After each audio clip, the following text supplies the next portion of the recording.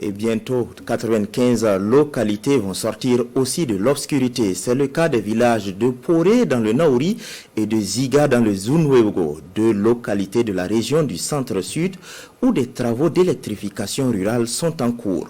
Hier, le ministre en charge de l'énergie a effectué une tournée dans ces deux localités pour s'assurer du bon déroulement des travaux. Son constat dans cet élément signé Franck Ouedraogo et Aruna Mari. Sous ce lampadaire solaire de Zigla dans la commune de Manga, le ministre Simon-Pierre Boussim engage un dialogue direct avec la population sur l'éclairage solaire. L'éclairage public solaire est une solution promue par son département pour désengorger les lignes électriques et sortir les zones rurales de l'obscurité. Nous sommes heureux. La lumière est un facteur de développement pour notre localité. Tout le monde est satisfait. C'est bénéfique parce que les gens font le commerce et la lumière leur facilite la tâche. En plus du solaire, le village de Zigla est en cours de raccordement au réseau électrique. L'intérêt pour nous de visiter ce site, c'est beaucoup plus pour voir est-ce que les installations sont fonctionnelles. C'est pourquoi on a préféré faire ça la nuit et recueillir les sentiments de la population.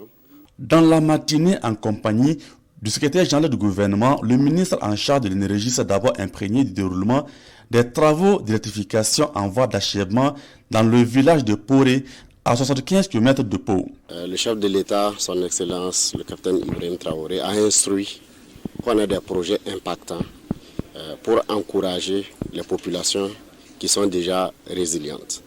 Et ce projet s'inscrit dans cette logique. Les travaux sont très bien avancés.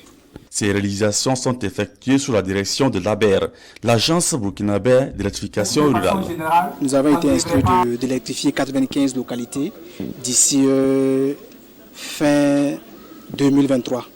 Il faut dire que ce projet tire ses financements du projet d'appui au secteur de l'électricité dont le sigle est PASEL, financé par la Banque mondiale et le gouvernement du Burkina Faso.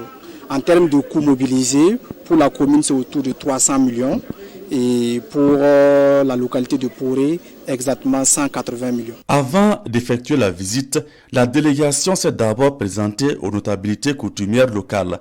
Le chef de Poré plaide pour l'extension des travaux, une requête que le ministre promet d'examiner.